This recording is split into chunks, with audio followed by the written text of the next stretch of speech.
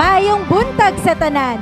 Ngayon po ay maririnig at matutunghayan natin ang briefing nila Energy Secretary Sharon Garin at Administrator Antonio Mariano Almeda patungkol sa mga bagong Siquijor power plants. Good morning, Mr. President. Allow us to humbly present to you the story upon your directive and guidance through the collective effort of the Energy family headed by Secretary Sharon Garin.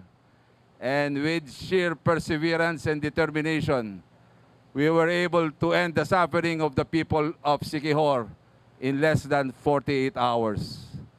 Roll BTR. Sir, this is August 26. Medyo binabagyo pa ho kami. And while waiting for the gensets to arrive, we finished the take-out and the metering poles. And ito po, pinagtutulungan po ng Sebeco 3, Sebeco 1 at Procelco ang pagtatayo po ng, this is Dalasi plant.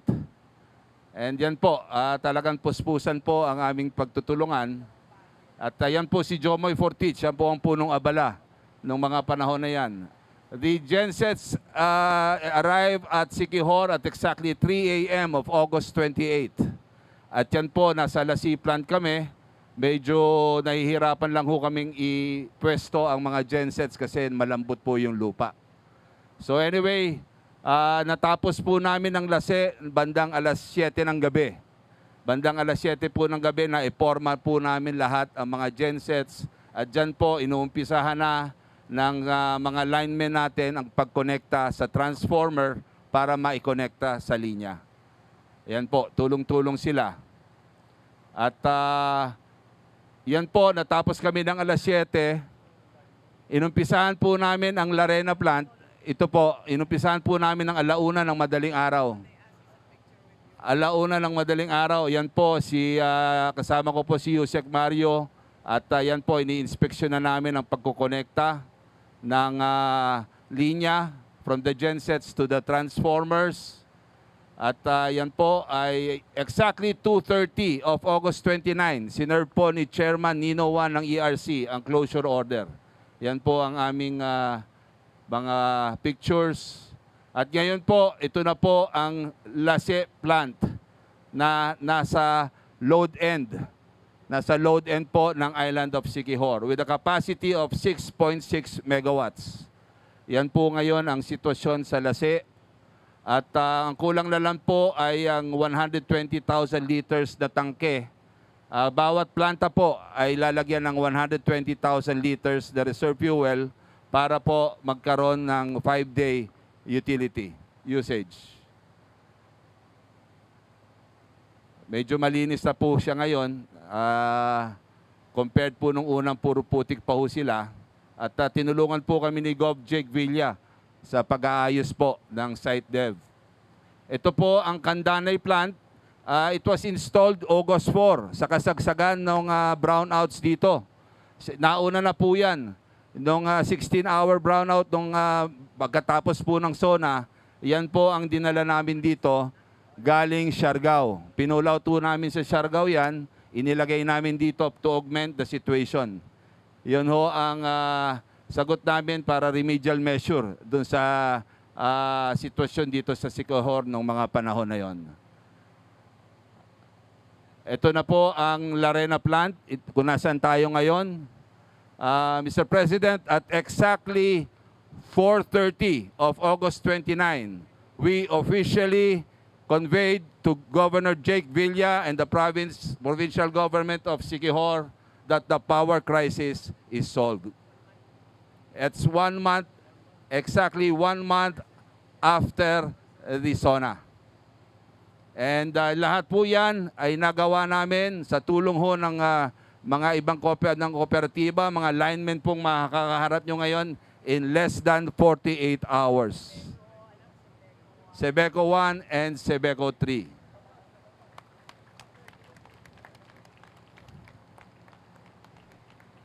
Yan po ang itsura ng ating planta ngayon. At bago po kami magtapos, gusto ho namin ipabatid sa inyo na ang Energy family ay hindi ho titigil magpursigi para makamit po natin ang layunin ng inyong administrasyon na makapagbigay at mapatotoo ang katagang BBM, bawat bahay may liwanag.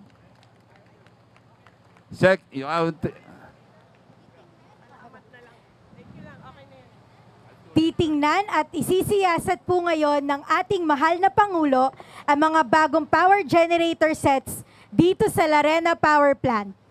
Sa matagal na panahon, ang lalawigan ng Siquijor ay hinamon ng kakulangan sa kuryente. Sa pamamagitan ng pagtatayo ng bagong mga power plants sa Candanay, Lazi at dito sa Larena, ay matutugunan na ang mga pangangailangan ng bawat tahanan, negosyo at establishmento.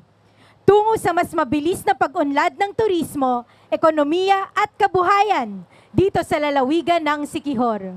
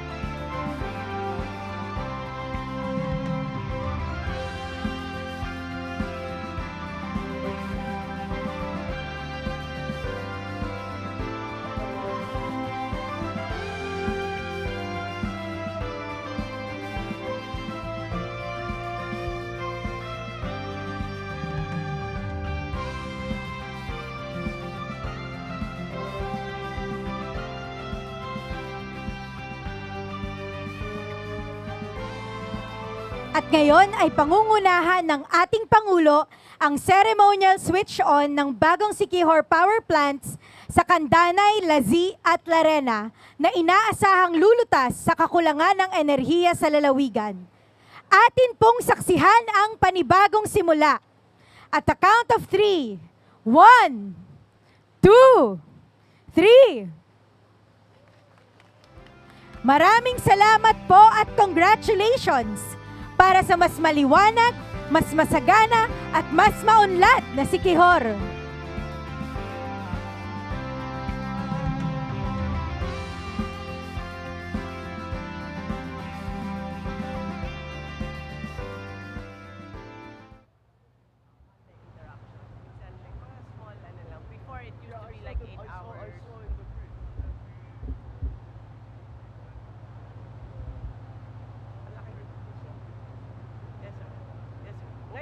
I checked the yesterday, maliit na lang. So it's sir, ang, good news na lang yan, sir. ang trust natin ngayon is how to integrate an outage management system para Yeah. may isolate an outage on any line of fault para hindi maging problem. Thank you, sir. Good morning, everyone. I am na mabuti naman at na pag dito sa ating pagbalik dito sa Siquijor ay magagarantiyan na natin na ang kuryente dito sa Siquijor ay sobra-sobra na ang supply. Dahil kung ang demand ng Siquijor is 11 point something. 9 megawatts, 17 ang supply natin. Yes, I saw the 17 na ang supply natin, kaya hindi masobra, hindi na talaga magkukulang. At nakita na natin yung brownout, malaki nang binawas, kaunti na lang talaga. Siguro sa mga system na problema. Pero sa supply ay maayos na. Ang ginawa kasi namin dito, kung maalala ninyo, nung last time ako pumunta rito, nagpakuha tayo ng generator galing pa sa Palawan. At sa we got also from Camote, di ba? Camotes. Palawan na, sir, and later Sige. Yun lamang, ay pagkaalis namin, na-report sa amin na almost immediately, yung isang generator ng SIPCOR nag-down.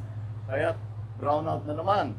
Kaya nag-remedyo tayo at kagaya ng briefing sa atin ay kung saan kinuha ang mga generator para buuhin ang power supply dito sa Siquijor. We had to take over the operations of SIPCOR for the simple reason that wala tayong nakikitang improvement doon sa kanilang pag-provide ng supply ng kuryente. Kaya ganun ang nangyari. So the NEA and the ERC get together, pinagtrabaho together, of course, under the Department of Energy, ay trinabaho nila para sila na, ang Proselco na magpatakbo.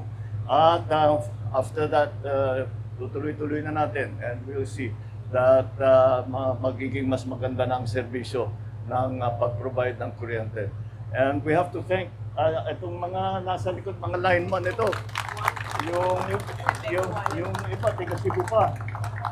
At mga volunteer lahat yan. At dahil sa kanila at sa trabaho ng ating NEA and of course all the Department of Energy personnel, dahil sa trabaho nila na ibalik natin kaagad. At ngayon, we can now, I have malakas na ang loob ko na i-proclaim na buo na ang supply ng kuryente dito sa Siquijor.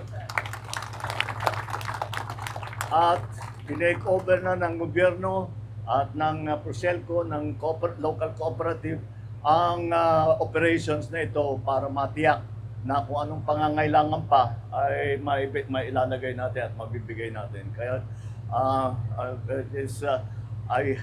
sana hindi na ako kailangan bumalik dahil hindi nasira. Pero nasisiyahan pa rin ako na pagbalik ko rito, may announce ko talaga ng malakas ang loob ko, sasabihin ko, okay na ang supply, ayusin lang natin ang sistema. Kapag may outage sa isang lugar, meron na tayong sistema para mag-shift ng supply source from the other power plants. Kaya kaya meron tayong extra na 8 megawatts na more or less 8 megawatts of supply. So, pero hindi tatagal yan, ubus din yan. Ang experience ko sa pag-provide ng power, dun sa amin, sabi namin yung wind power, sabi nila, okay na yan. That, at that time, 2000, mga around year 2000, ang consumption ng Ilocos Norte was 18 to 23 megawatts. So naglagay kami 35 megawatts. Sabi namin, okay na yan for the next 5 years. Walang 3 years, ubos. Ganyan talaga pag power, ganyan talaga pag infra. Kahit anong gawin mo, sasabihin mo, good na yan for 5 years. Wala pang 2 taon, puno na yan. So we will prepare. We will prepare in anticipation. All right. Maraming salamat. Maraming salamat ulit sa ating mga volunteer. Alam ko na marami sa inyo ay nagpuyat para maging maayos itong ating pag-provide ng kuryente. Kaya siguro, ngayon na naipatakbo na natin, pwede na magkaryenda, pwede na matulog. Sige. Okay, maraming salamat. Very good to be able to do it. Thank you. Daghang salamat po, mahal na Pangulo. Amin pong ikinalulugod ang inyong muling pagbisita dito sa lalawigan ng Siquijor.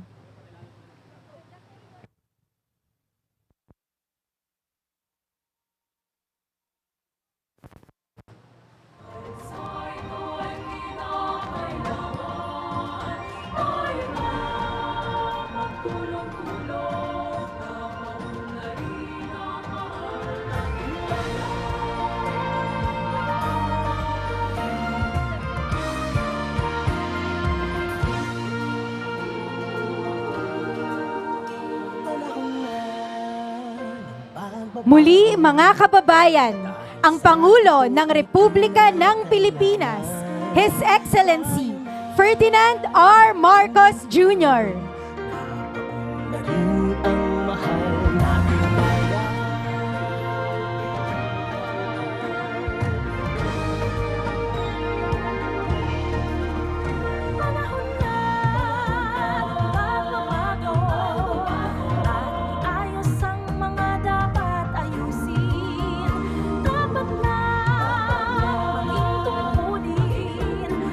Bawat mamamayan dito sa atin, ng pagbabago patungo sa pag-asenso, magsikap ng mabuti at ng kuminhawa tayo, itago malaki na